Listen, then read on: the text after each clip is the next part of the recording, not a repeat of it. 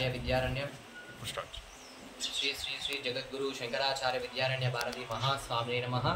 శ్రీ బ్రహ్మసూత్ర పార్వతి రాజరాజేశ్వర స్వామి నమః. మేడ్చల్ జిల్లాలోని అత్వెల్లి అనే గ్రామంలో స్వయంభోగ వేయించేసినటువంటి శ్రీ బ్రహ్మసూత్ర పార్వతి రాజరాజేశ్వర స్వామి వారు మరి ఇక్కడ స్వయం వ్యక్తంగా వెలిసినటువంటి స్వామి. మరి ఇక్కడ ఎటువంటి దేవాలయం లేకుండా ఇక్కడ శివలింగము, తర్వాత నందీశ్వరుడు, ఈ రెండు విగ్రహాలు మాత్రమే ఈ ప్రాంతంలో ఉంటాయి. మరి ఇక్కడ అత్వెల్లి గ్రామస్తులు మల్లేశం గౌడ్ గారు ఈ యొక్క దేవాలయాన్ని పునరుద్ధరణ చేసినారు.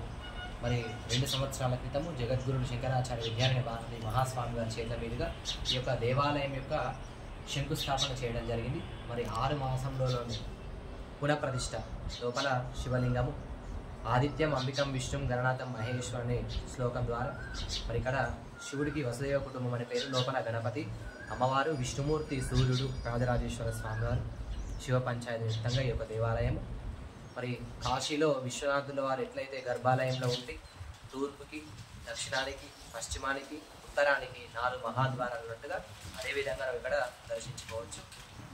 మరి ఈ దేవాలయంలో బ్రహ్మసూత్రం అనేది చాలా విశేషము.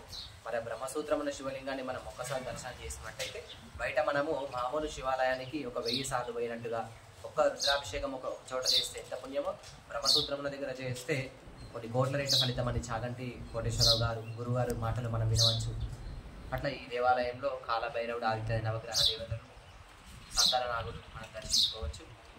మరి ప్రతి మాస శివరాత్రికి, త్రయోదశికి ఇక్కడ నందికి అభిషేకము, మాస శివరాత్రికి విశేషంగా అభిషేకము, బిల్వార్చన చేయడం జరుగుతుంది. మరి కార్తీక మాసంలో పౌర్ణమి రోజు విరూపాక్ష మహాదీపాన్ని అరుణాచలంలో ఎట్లయితే ఉంటుందో అదేవిధంగా ఇక్కడ మేము జరపడము విశేషం. శివరాత్రికి ఇక్కడ నంది వాహన సేవ అని చేయడం జరుగుతున్నది.